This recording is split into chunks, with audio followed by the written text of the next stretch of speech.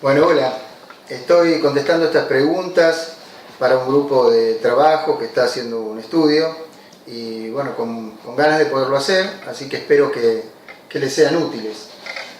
Bueno, la primera cosa que me preguntaban era cuántos años tenía. Y bueno, yo me llamo Alberto Croce, soy educador popular, soy maestro, actualmente tengo 57 años y me preguntabas cuántos años tenía cuando fue la dictadura. Y bueno, en el año 76, en ese momento yo tenía 19 años, cuando empezó la dictadura, 18 años, cuando empezó la dictadura, 19. Y me preguntabas también qué hacía cuando eso sucedió. Bueno, yo había terminado el secundario, había empezado a estudiar psicología de la educación, siempre me gustó la educación, hacía apoyo escolar con chicos de un hogar, de chicos que en ese momento estaban cerca de la Villa de Retiro, que era muchísimo más chiquita que ahora, era un hogar que estaba cerca de Parque Norte, que era, creo, del Patronato de la Infancia, si no recuerdo mal. Y íbamos ahí a trabajar, hacía distintos trabajos pastorales dentro de la iglesia, yo participaba fuertemente en grupos cristianos, y en el año 75, a fin de año, había entrado a estudiar con los hermanos de la Salle en Córdoba, me había ido a estudiar allá, y estaba ahí estudiando durante 2 años, así que cuando empezó el 76, me agarró el comienzo de la dictadura ahí, y me acuerdo haber visto la famosa proclama de la Junta Militar, medio escondidas porque no teníamos mucho acceso a la televisión en aquel lugar y en aquel momento, y más en esa situación estaba como más restringido, pero ya por las cuestiones internas de la propia institución en ese momento y del estudio que estábamos haciendo, ¿no? Yo me acuerdo que fue un día muy oscuro ese, como fueron oscuros todos los años que siguieron. Me preguntabas qué actividad estoy realizando ahora. Bueno, ahora soy director ejecutivo desde hace ya 15 años de Fundación CES, una organización que trabaja en promover los derechos de los jóvenes en Argentina, en otros países de América Latina y trabajar en la perspectiva de la justicia, la perspectiva de los derechos, la perspectiva de la transformación, la perspectiva de la integración latinoamericana, la promoción de los jóvenes para que los jóvenes se comprometan y participan, ¿no?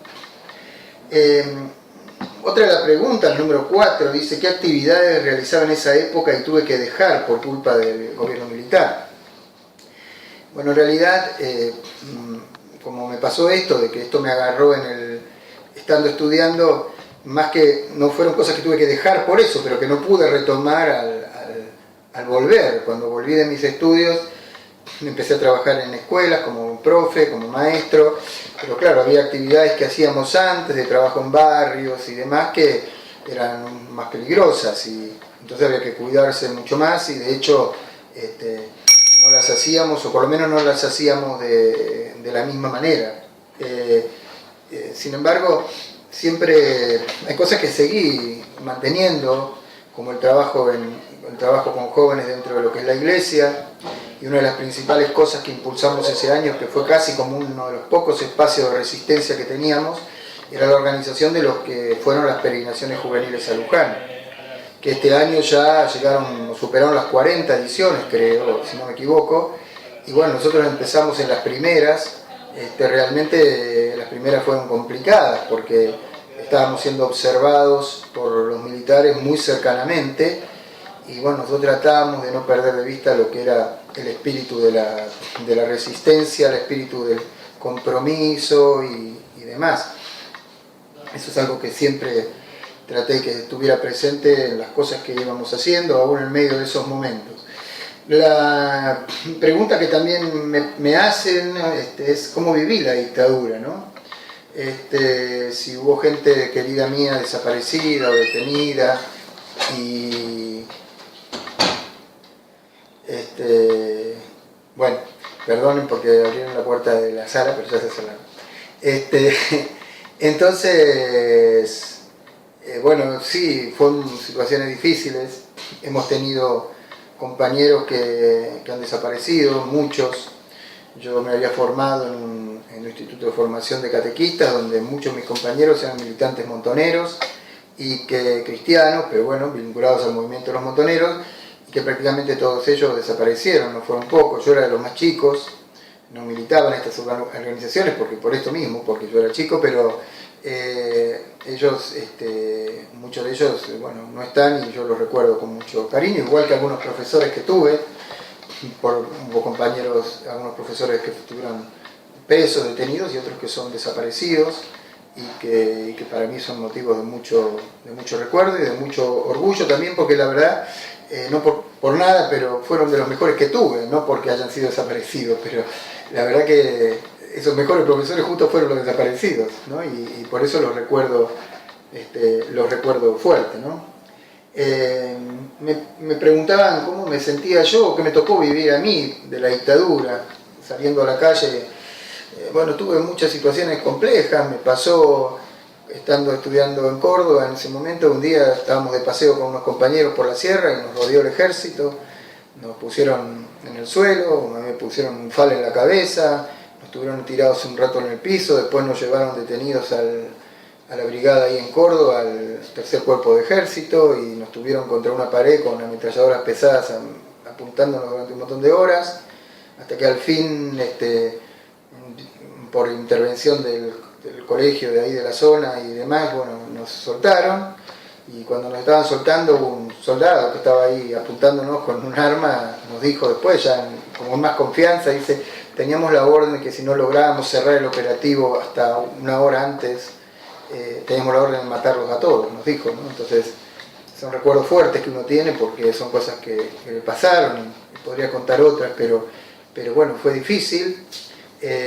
Por otro lado también yo tengo que confesar que la propaganda era muy fuerte de hacernos negar hasta lo que vivíamos, ¿no? Y entonces uno entraba como en situaciones, por momentos de confusión.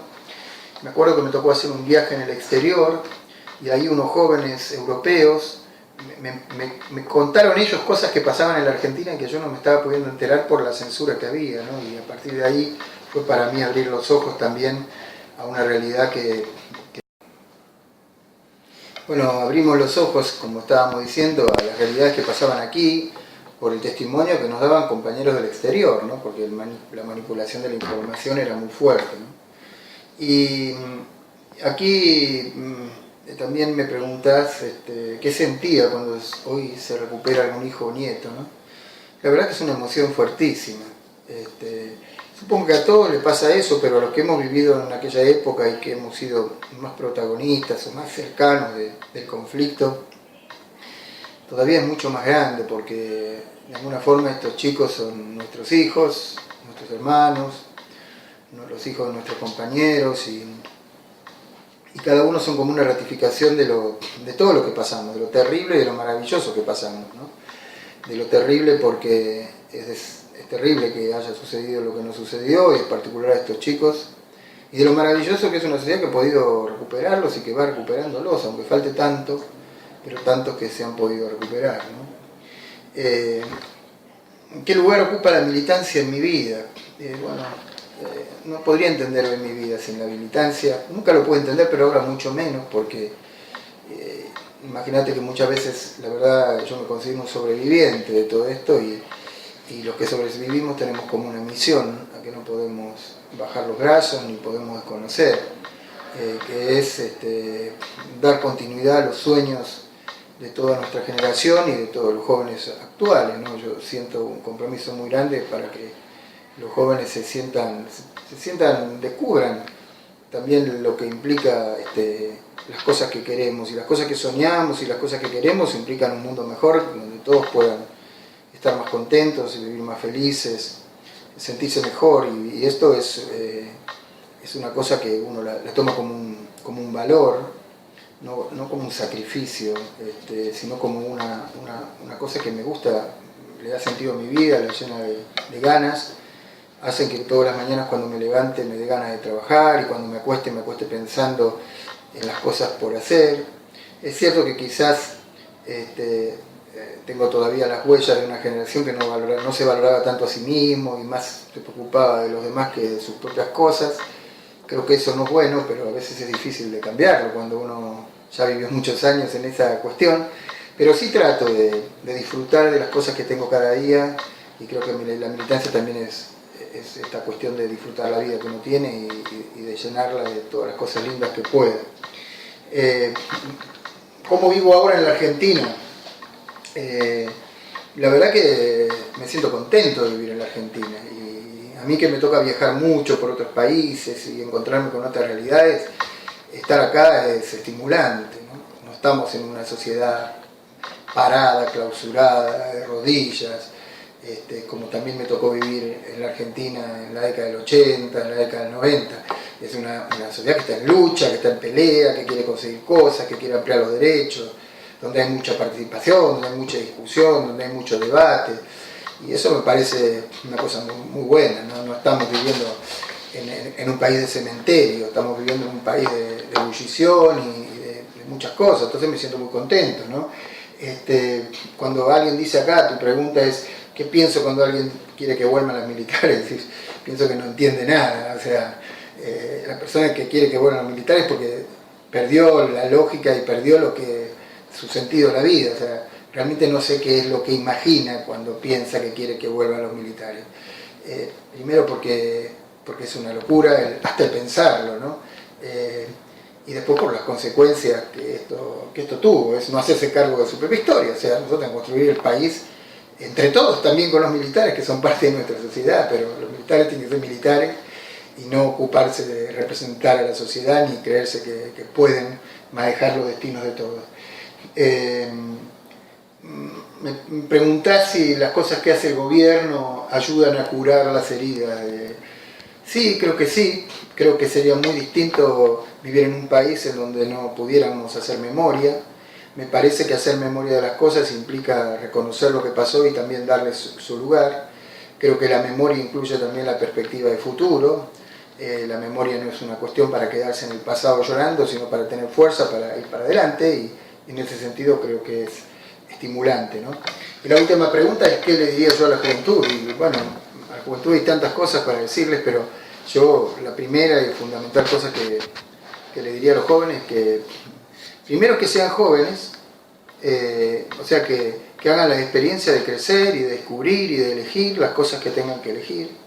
Pero la otra cosa que les diría, y como adulto, es que el gran objetivo de la vida no es ser joven.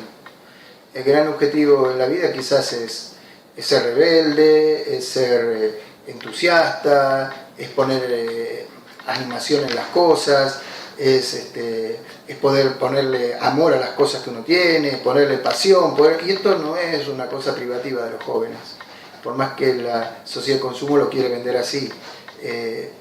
Esto es una cosa privativa del ser humano y de las opciones que hace. Y esto es muy bueno, porque entonces uno no es joven toda la vida, pero toda la vida puede ser apasionado, toda la vida puede ser un luchador, toda la vida puede ser rebelde ante las injusticias, toda la vida puede ser creativo. Eso todo depende de uno y donde uno pone los valores. Y entonces eso es un buen mensaje también para los jóvenes, que no tengan miedo de crecer cuando les toque y que ahora sean todos los jóvenes que puedan, pero que esos grandes valores no necesariamente están atados a la edad, sino a las opciones que uno va tomando cada día.